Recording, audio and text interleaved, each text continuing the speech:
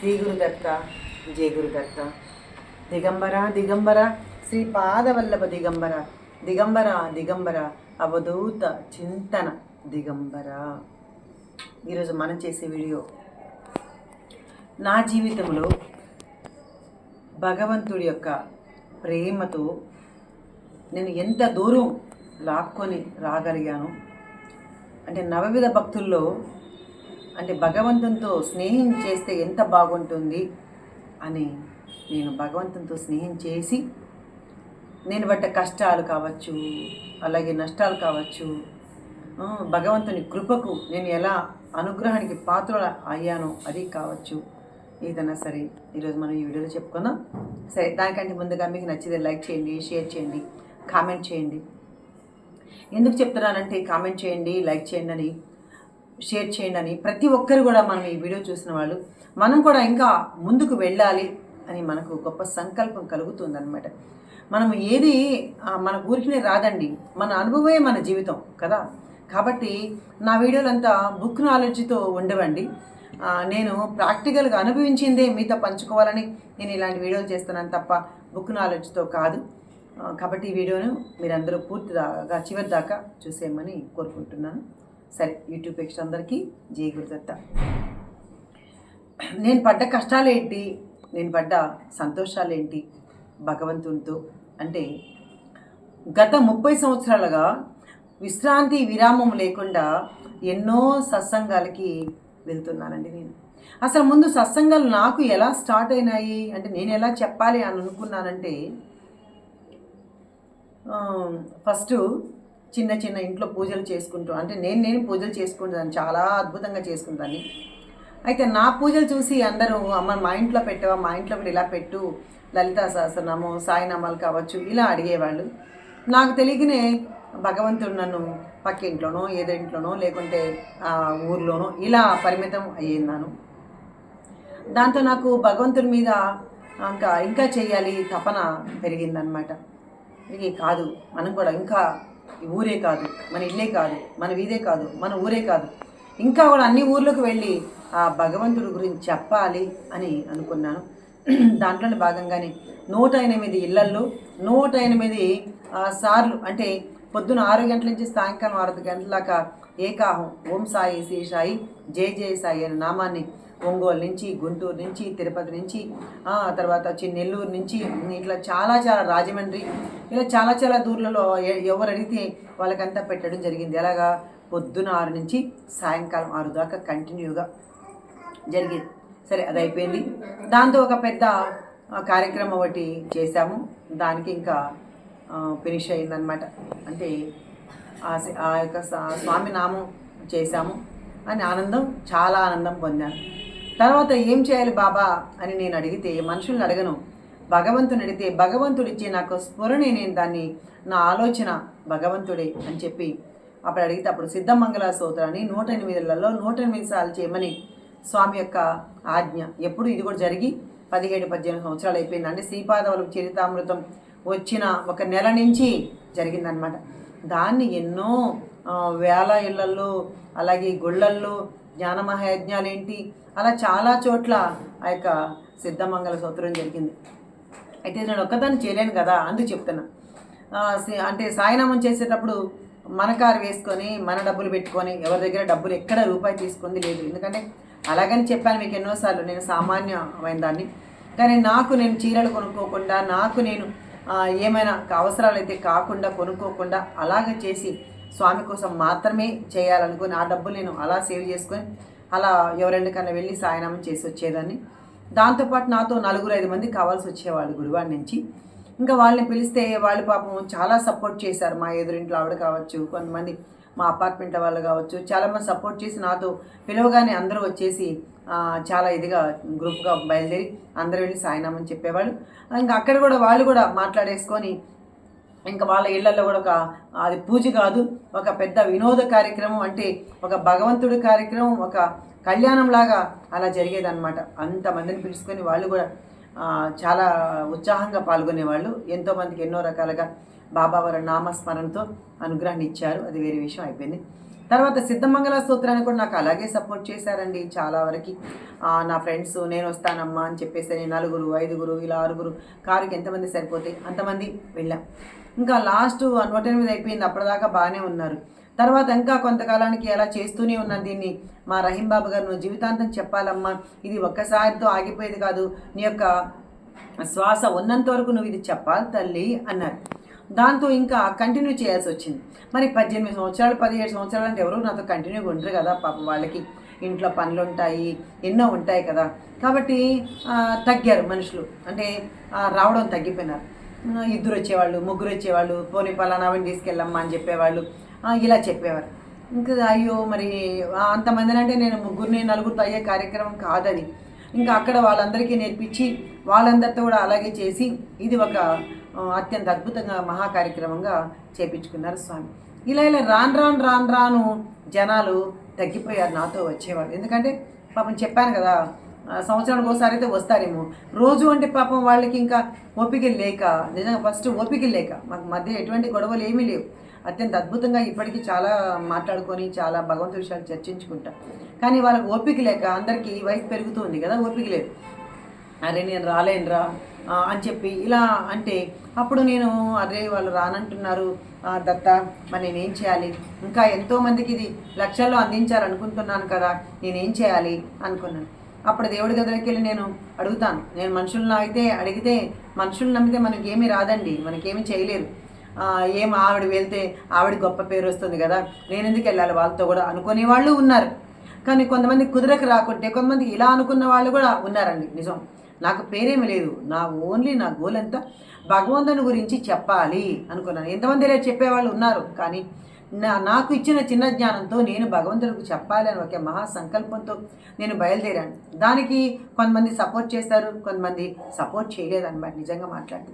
అప్పుడు నేను ఎవరిని అడిగాను, ఎవరిని ఆశ్రయించాను, మా దత్తమూర్తి దగ్గరికి వెళ్ళి, బాబా దత్త, నేను చూడు ఒక కార్యక్రమం చేస్తూ ఉంటే నాకు ఇలా సపోర్ట్గా వీళ్ళెవరు రావట్లేదు, మరి వాళ్ళకి అంతవరకే దాన్ని కనెక్ట్ పెట్టావేమో, అది నేను వాళ్ళని నెగిటివ్గా తీసుకొని పాజిటివ్గానే తీసుకుంటాను స్వామి, మరి ఇప్పుడు నాకు next what is the next, ఏం చేయాలి అని నేను ముద్దుగా స్వామిని అడిగాను. అయితే అమ్మ, దీన్ని నువ్వు 108 సార్లని కాదు, దీనికి ఫలశ్రుతి చెప్పు, సిద్ధమంగళ స్తోత్రాన్ని ఎందుకు చదవాలి, అసలు ఎన్నిసార్లు చదవాలి, అది ఎవరు దాన్ని రాశారు, ఇవన్నీ కూడా నువ్వు చెప్పాలి అని స్వామి యొక్క అంటే అనుగ్రహం నా మీద ఉండి స్ఫురణ ఇచ్చారు. ఓ నిజమే కదా, 108 సార్లు చెప్తే నాకు గొంతు నొప్పి ఇవన్నీ అనుకుంటాం కదా. కాబట్టి స్వామికి సిద్ధమంగళ స్తోత్రంతో పాటు దాని అనుభవాలు కూడా ముఖ్యమే. అంటే స్వామికి వాళ్ళు ఎవరెవరు ఏమవుతారు, విద్యాధర్ ఏమవుతుంది, అలాగే అప్పలక్ష్మి నరసింహరాజు ఎవరు, సుమతి మాత ఎవరు, రాజమాంబ ఎవరు, ఇవన్నీ బాపనారుల వారు ఎవరు, ఇవన్నీ కూడా చెప్పాలి. చదువుకుంటూ పోతేనే కాదు, దానికి ఒక అర్థం పరమార్థం ఉండాలి అని స్వామి చెప్పించారు.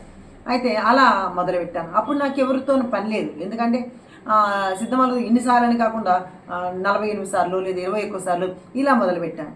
ఎందుకంటే ఒక్కసారి చదివితేనే అన్నగారు అర్థం చేసి 1000 మంది బ్రాహ్మణుల భోజనం పెట్టిన ఫలితం లభిస్తుంది అని ఎన్నోసార్లు మనం చెప్పుకోవడం జరిగింది. అందుకని ఇన్నిసార్లు చదివామని కాదు, ఎంత భక్తి శ్రద్ధలతో మనం చదివాము అనేది మాత్రమే మనకి ఇక్కడ ముఖ్యం అన్నమాట. అయిపోయింది. స్వామివారు నా మొర ఆలకించారు. అమ్మ, నువ్వు ఒక్కదానమైనా బయలుదేరు, నీకేమీ భయం లేదు అని చెప్పారు.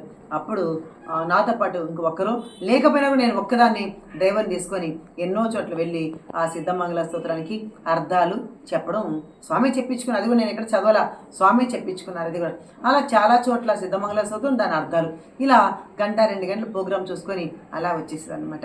ఇంకా అలాగా అది కూడా చేస్తూ ఉన్నాను. తర్వాత మళ్ళీ ఇంకొకటి కూడా ఇచ్చారు స్వామి నాకు.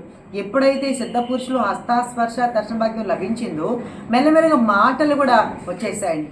అంటే నాకు అది వరకు చెప్పాను, ఎన్నోసార్లు మన వీడియో చెప్పింట, నాకు అసలు ఏమీ రాదమ్మా, అసలు ఎవరైనా చూస్తే చాలా ఫోబియో, అంటే ఇలా చెప్తే ఏమైనా అనుకుంటారేమో అనుకునేదాన్ని.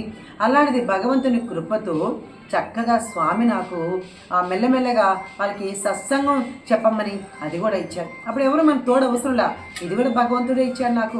అలాగా సత్సంగం చెప్పడం నేర్చుకున్నా. దాంతో పాటు ఏంటంటే హోమం చేయడం కూడా స్వామి ఇచ్చిన అనుగ్రహంతో హోమం చేయడం నేర్చుకున్నా. హోమం కూడా బ్రాహ్మిన్స్ కావాలి కదా, కానీ అవేమీ లేదు. నేను ఈ శరీరం అనే ఈ నిర్మలమ్మ హోమం చేస్తే సాక్షాత్తు దత్తాత్రేయుడే వచ్చి కూర్చుంటాడండి. ఎందుకంటే నాకు మంత్రాలు తెలీదు, ఏమీ తెలీదు, ఎటువంటి డబ్బులు నేను ఎక్కడ తీసుకోనండి. అవధూతను పిలుస్తాను, దత్తుని పిలుస్తాను, ఆ దత్తుడే వచ్చి హోమం చేసుకుంటాడనమాట. ఎంత అత్యంత అద్భుతంగా అంటే ఎన్నోసార్లు తెలియకుండా ఎవరో ఫోటోలు తీస్తే స్వామి దత్తాత్రేయుడే వచ్చి ఫోటోలో ఆయన అంటే హోమం చేస్తున్న సందర్భాలు ఆ ఫోటోల రూపంలో మనకి ఎన్నోసార్లు నాకు కనిపించాయన్నమాట. కొన్ని ఇంకా ఉన్నాయి, కొన్ని సెల్లో పోయినాయన్నమాట ఆ ఫొటోస్. అట్లా అంటే చేస్తే నేను ఏదైనా సరే డెడికేట్గా చేస్తానండి. ఏదో చేయమన్నారు కదా అని ఏదో దేనికో ఎవరో మెప్పు కోసం ఆ కీర్తి కోసం నేను చేయను. స్వామికి అత్యంత అద్భుతంగా చెయ్యాలి అని ఒక డెడికేట్ దాంతో అనుసంధానమై చేస్తానన్నమాట. ఏదో చేసేయాలి, వెళ్ళారు పిలిచారు అని అలా చేయను. స్వామికి అత్యంత ప్రేమతో మాత్రమే నాకు చేస్తాను. అందరూ ప్రేమే కాదన్నాం, కానీ స్వామి మీద పూర్తిగా శరణాగతితో చేయడం వేరండి. భక్తి వేరు, శరణాగతి వేరండి. కాబట్టి శరణాగతి భగవంతుడా ఇది ఏది చేసినా నేను కాదయ్యా నువ్వే చేస్తావు అని మనం గొప్ప సంకల్ప బలంతో మనం చేస్తే అన్నీ మనం చేయక్కర్లా, మనం చెప్పక్కర్లా. నీలో ఆ సంకల్పం ఉంటే ఆ భగవంతుడు నీతో మాట్లాడించగలుగుతాడు. ఏమైనా సరే ఆయనే చేయగలుగుతాడు. మనం ఎవరండి మాట్లాడడానికి? మనం కాదు మాట్లాడడానికి. నేను ఇక్కడ వచ్చి కూర్చుంటాను, రోజుకు ఒక వీడియో చేయాలి, ఏం చెప్పిస్తావు స్వామి అనుకుంటాను, మనసులో అనుకొని ఇక్కడ వచ్చి కూర్చుంటాను. స్వామి ఇదిగో ఇది చెప్పని ఆయనే స్మరణ ఇస్తాడు. కాబట్టి యథావిధిగా చెప్పు, దీనికేం ప్రిపరేషను, అయ్యో 3 రోజుల ముందు ఇది చెప్పాలి అని అనుకోవడం ఏమీ జరగదు. ఆ ముందు రాత్రి కాదు కదా, 5 నిమిషాల ముందుకు నేను ఆలోచించాను రేపు ఏం చెప్పాలని. భగవంతుడు ఏది చెప్పిస్తే అదే చెప్తాం, ఆయన ఇష్ట ప్రకారమే కదా నేను వెళ్తూ ఉండేది అని ఒక మహా సంకల్పం మాత్రమే నాలో ఉంది. ఆ సంకల్ప బలంతోనే నేను మీ అందరితో పంచుకుంటున్నాను. ఇంకా అయిపోయింది. అక్కడి నుంచి సత్సంగాలు అయిపోయినాయి. తర్వాత కరోనా నుంచి సత్సంగాలు కూడా చెప్పడం వీలు కుదరదు కదా, మరి ఎక్కడ వెళ్ళలేం. అప్పుడు ఇంట్లో ఏడ్చుకున్న స్వామి సత్సంగాలు చెప్పి అలవాటు అయిపోయింది, ఇలా బాగా నాకు హోమాలు చేసి అలవాటు అయిపోయింది. ఇప్పుడు వాట్ ఈస్ ద నెక్స్ట్ స్వామి, నేను ఏం చేయాలి అని అడిగాను. ప్రతిదీ స్వామితో మనం మాట్లాడుకోవడమే. నవీన భక్తుల్లో చెలిమి చేయాలి. అలాగే కుచేలులాగా మనం భగవంతునితో మాట్లాడడం నేర్చుకోవాలి, చెలిమి చేయాలన్నమాట. అప్పుడు స్వామి మనం అడిగడం తర్వాయండి. సంకల్ప బలం ఉంటే భగవంతుడే మనకు తీసుకొచ్చి ఇస్తాడనమాట. నువ్వు ఇది చెయ్యి అని ఆయనే చెప్తాడనమాట. అట్లా అడిగేటప్పటికి అప్పుడు ఎవరు ఆన్లైన్ క్లాసు చెప్పచ్చు కదమ్మా అని లింక్ పంపించారు. అది కొంచెం కష్టం వేసింది, ఆ జాయిన్ అవ్వడం తెలియలేదు. సరే అలాగే ఏదో తిప్పలు పడి ఆ యొక్క అంటే ఆన్లైన్ క్లాసులో గురు చరిత్ర ఇలాంటి చరిత్రలు చెప్పడం మొదలుపెట్టాను. ఇంకా అది అయిపోయినాక మళ్ళీ మెల్లగా నేను సిడీ చేరిపోవడం జరిగింది కదా. 4 ఏళ్ళు నేను సిడీకి వెళ్ళిపోయి అక్కడ ధ్యానము, పారాయణము, అలాగే ఆంధ్ర వస్తే ఎప్పుడైనా సత్సంగాలు ఇలా జరుగుతుంది నా జీవితం అనమాట. ఇంకా అది అయిపోయింది. తర్వాత మళ్ళీ ఇంకేంటి స్వామి సత్సంగాలకు పిలవడం కూడా నన్ను మానేశారు కొంతమంది. అంటే ఎట్లా ఉంటారంటే మన సత్సంగ సభ్యులు మన భగవంతుని దాంట్లో కూడా ఆవిడకి పేరు వస్తుంది, ఆవిడ చెప్తే బాగుంది అంటున్నారు అందరూ, మేము ఇంత గొప్ప చెప్పి కూడా ఎందుకు అలా అనుకుంటున్నారు అని కొంతమంది భావన ఉంటుందండి. ఎవరికైనా ఎంత ఈర్ష్య లేదు అనుకునే వాళ్ళు కూడా ఏదో రకంతో అది లోపల చిత్తంలో ఉండిపోయి ఆ ఈర్ష్య ఒక్కోసారి బయటపడుతుంది. అలా నన్ను కొన్నిసార్లు ఆ యొక్క అంటే సత్సంగాలకు కూడా పిలవడం కూడా మానేశారనమాట. ఎందుకంటే పైగా నేనేమన్నా అనుకుంటాను, నువ్వు ఇక్కడ ఉండట్లేదు కదమ్మా, నువ్వు సిడీలో ఉండవు కదా అనుకునే సందర్భాలు ఉన్నాయి. నేను సిడీలో ఉన్నా ఎక్కడున్నా సరే సత్సంగం అంటే నాకు అంత పిచ్చి, అంత ప్రాణం, కాబట్టి పరిగెత్తుకుంటూ వచ్చేస్తా. అయినా సరే పాపం వాళ్ళల్లో కొంచెం అలా అనిపించిందేమో, సరే నన్ను కొంచెం పక్కన పెట్టడం జరిగింది. అయితే భగవంతుడా మరి నిజంగా నా పరిస్థితి ఏంటి అని ప్రతిదీ వాట్ ఈజ్ నెక్స్ట్, నేను ఏం చేయాలి ఇది అడుగుతాను అన్నమాట స్వామి. ఇంకా అప్పుడు భగవంతుడు ఏం చేశాడంటే, నీకు ఇంత నా మీద అంటే ప్రేమ ఉంది, నీకు నేనేమి చేయలేనా అని చెప్పి సత్సంగాలకి వెళ్తే మహా అంటే 50 మంది వస్తారు, 100 మంది వస్తారు. నాకు ఒక ఊరు వెళ్ళాలంటే నంద్యాల ప్రోగ్రాం, చాలా చోట్ల ప్రోగ్రాంలకు వెళ్తా, కనీసం అక్కడ అట్లీస్ట్ ఒక 100 మంది ఉంటే గొప్ప అండి సత్సంగంలో. ఎందుకంటే కష్టమైంది సత్సంగం వినడం, చెప్పడం కాదు, సత్సంగం వినడం. అలా కూర్చొని అక్కడ పోగేసి పాపం వాళ్ళు ఎంతెంత కష్టపడతారో మా సత్సంగ సభ్యులు అంటే పెట్టించేవాళ్ళు. ఎంత కష్టపడినా సరే 50 మంది 100 మంది అంటే మహా అంటే గొప్ప అన్నమాట. అయితే సరే ఆ 100 మంది కోసమైనా సరే 5,000 6,000 ఖర్చు పెట్టుకున్న రోజులు ఎన్నో ఉన్నాయండి. ఎందుకంటే సత్సంగం మీద అంత అభిమానం. సత్సంగంలోనే ఏదైనా సరే మనం సాధించుకోవచ్చు. సత్సంగంలోనే మనం పునీతం అవ్వచ్చు, మనం చెప్పినా విన్నా అని నాకు ఒక ప్రగాఢ విశ్వాసం, ఒక నమ్మకం అన్నమాట. ఇంకా అయిపోయింది. తర్వాత డబ్బులు పోతున్నాయి. తర్వాత నాకు శారీరకంగా నాకు ఒక ఆరోగ్యం పోతుంది, అంతే కదా. మరి రోజు తిరగడం అంటే చాలా కష్టం. అయినా సరే నేను ఎంత కష్టమైనా సరే, ఎంత దూరమైనా సరే, సత్సంగం అంటే భగవంతుని పిలుపులాగా నేను పరిగెత్తుకుంటూ పోతాననేది మీ అందరికీ కూడా తెలుసు. కొంతమంది చూస్తూ ఉంటారు, వాళ్ళకి కూడా తెలుసు. సరే అయిపోయింది. తర్వాత మెల్లిమెల్లిగా ఇంకా ఏం చేయాలి అని సిడీలో నేను ఆలోచించుకుంటూ ఉంటే ఇలా అనుకుంటున్నారు, నేను సత్సంగాలు దూరం అయిపోతానా బాబా, మరి నా సత్సంగాలు ఇష్టం కదా, మరి నాకు నేను అంటే ముందు సత్సంగం ఎవరి కోసం చెప్పాలంటే నాకు నేను చెప్పుకోవడం కోసం చెప్పాలండి, నాకు నేను మారడం కోసం చెప్పాలండి. సత్సంగం ఎవరినో మనం ఉద్ధరించడం కాదు, నాకు నేను మారాలి అంటే సత్సంగం ద్వారా మాత్రమే అది సాధ్యమవుతుంది. అంటే చెప్తేనేనా, వింటే కాదా, పారాయణ చేస్తే కాదా అనుకోవచ్చు, కానీ మనం బయటికి ఎప్పుడైతే చెప్తామో అది చక్కగా ముందు మనమే వింటామండి. కాబట్టి ఇలాంటి సత్సంగాలు చేయాలి అనిపించేది.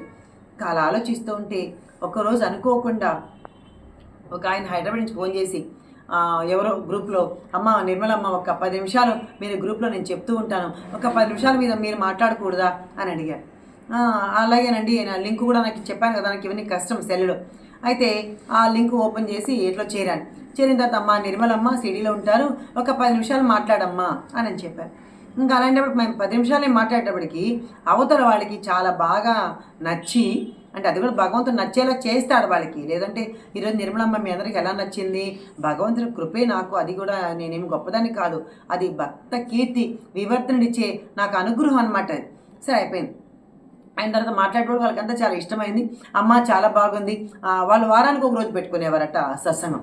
అయితే అమ్మ మీ యొక్క మాటలు చాలా అద్భుతంగా ఉన్నాయి, మేము చాలా ఆనందించాము ఈ 10 నిమిషాలు, కాబట్టి మాకేమీ అంటే ఇంకా మాట్లాడాలి మీరు అనిపిస్తోంది, మరి టైం అయిపోయిందని, మరి మీరేమో వెళ్ళిపోతున్నారు అని వాళ్ళు అన్నారు. నేను సరదాగా అన్నాను, అయితే రోజు చెప్పుకుందాంలే అమ్మా అని నేను కూడా సరదాగా అనడం జరిగింది.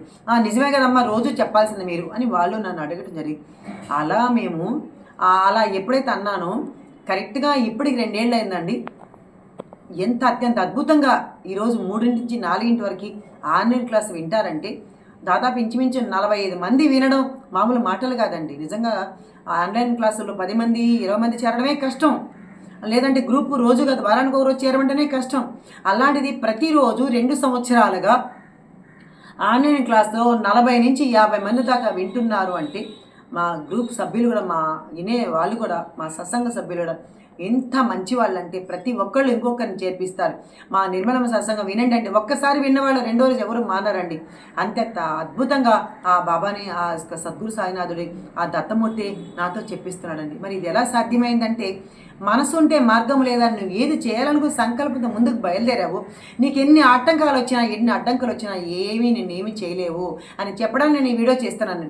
చాలామంది అయ్యో నాకెవరు సపోర్ట్ లేదమ్మా, నాకెవరు ఇలా ఏమీ చేయరమ్మా, మా ఇంట్లోనే సపోర్ట్ లేదు, అలాగే నా ఫ్రెండ్స్ సర్కిల్లో సపోర్ట్ లేదు, సత్సంగాలు చెప్పుకోవాలి నాకు ఆశ ఉంటుంది, ఇలా మనం చాలామంది మీ ద్వారా కూడా నేను విన్నాను.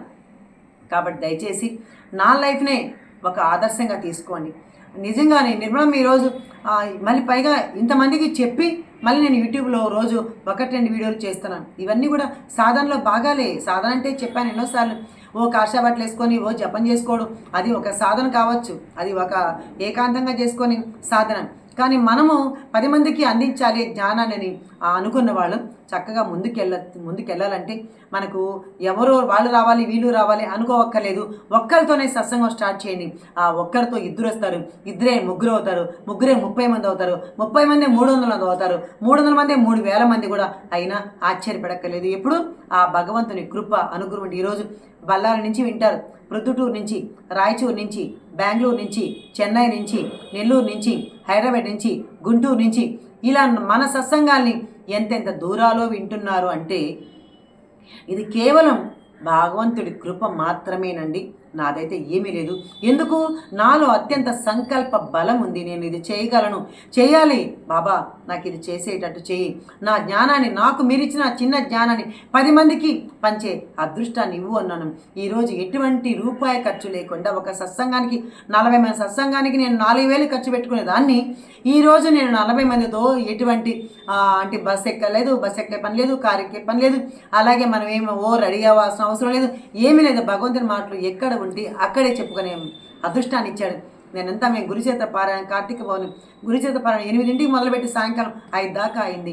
అందరం మేం చదువుతాం అని ఎంతో అత్యంత అద్భుతంగా పారాయణం చేసుకున్నాం. అలాగే రోజు 3 నుంచి 4 వరకు మంచి మాటలు చెప్పుకుంటున్నాం. ఇవన్నీ ఎవరు చేశారు అంటే మనలో సంకల్ప బలమే మనల్ని అలా చేస్తుంది. కాబట్టి మనం ఎవరు సపోర్ట్ చేయాలా, ఎవరు నాకు లేరు అని మనం ఏదైనా చేయాలని నీ మనసులో ఉంటే అది ఖచ్చితంగా చేసి, లేదంటే మరు జన్మ ఎత్తైనా సరే నువ్వు దానికోసం మళ్ళీ పుట్టవలసి వస్తుంది. మరి నాకు సత్సంగాలు చెప్పడం ఇష్టం, భగవంతుని మాటలు చెప్పడం ఇష్టం కదా. మళ్ళీ నేను దాని మనసులోనే అరుచుకొని అయ్యో నాకెవరు వీళ్ళు రావట్లేదు, మరి మా వాళ్ళు ఎవరు రావట్లేదు, అపార్ట్మెంట్ వాళ్ళు లేదంటే పక్కన వీధిలో రావట్లేదు, వీళ్ళు రావట్లేదు, నేను అలాగే ఉంటే అది అలాగే నా గుండెలు ఇలా పెట్టుకొని మరు జన్మలో కూడా నేను దానికోసం మళ్ళీ జన్మ ఎత్తాలి. కాబట్టి ఏ జన్మలో నువ్వు ఏం చేయాలనుకుంటున్నావో అది చేసేసి శరీరం వదిలితే మళ్ళీ మరు జన్మలో దాన్ని కంటిన్యూషన్ భగవంతుడు మనకి ఇస్తాడనమాట. కాబట్టి మీరు ఎవరు ఏం చేయాలనుకుంటారు అది చేసేయండి. ఏం చేయాలనుకుంటారు? భగవంతుని నామం చెప్పాలనుకుంటున్నారా, భగవంతుని సత్సంగం చెప్పాలనుకుంటున్నారా, ఏం చెప్పాలన్నా మీ మనసు ఏదైతే సంకల్ప బలం గట్టిగా ఉందో దాన్ని మీరు తప్పకుండా చేయగలుగుతాము, చేస్తాము, చేసి తీరుతాము. ఎప్పుడు?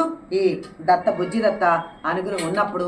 నీలో సంకల్ప బలం అనుగ్రహం కంటే కూడా నిజంగా నీలో సంకల్ప బలం గట్టిగా నాటుకుంటే ఆ యొక్క అనుగ్రహం ఆటోమేటిక్గా వచ్చేస్తుందని. కాబట్టి నన్ను ఎంతోమంది ఇబ్బంది పెట్టారు, నిజంగా నన్ను ఎంతోమంది బాధ పెట్టారు. ఎవరు చూద్దాం ఈవిడితో రాకుంటే ఈవిడ ఏం చేస్తుంది, సత్సంగాలకు వెళ్ళగలుగుతుందా, లేదా ఇంట్లో ఉంటుందా, నన్ను చాలామంది నా ఫ్రెండ్సే సర్కిల్లోనే బాధ పెట్టారు.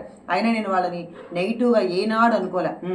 వాళ్ళకి అదృష్టం లేదు, వాళ్ళు రాలేదు, దాన్ని నేనేం చేస్తాను అనుకున్నాను తప్ప వాళ్ళు ఎప్పుడు నేను ఇప్పటిదాకా కూడా ఇది కూడా విమర్శ కూడా కాదు.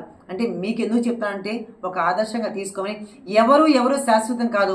మన ఒంటరిగానే వచ్చాం, ఒంటరిగానే పోతాం. కాబట్టి నువ్వు చేయాల్సిన పనులు ఏదైనా ఉంటే చక్కగా ఈ భూమి మీద ఉన్నప్పుడు మాత్రమే, ఈ శ్వాస ఉన్నప్పుడు మాత్రమే చేసుకోండి మిమ్మల్ని అందరూ మనసా వాచ కోరుకుంటున్నాను. సద్గురు సాయినాథ్ మహారాజ్కి జై మా.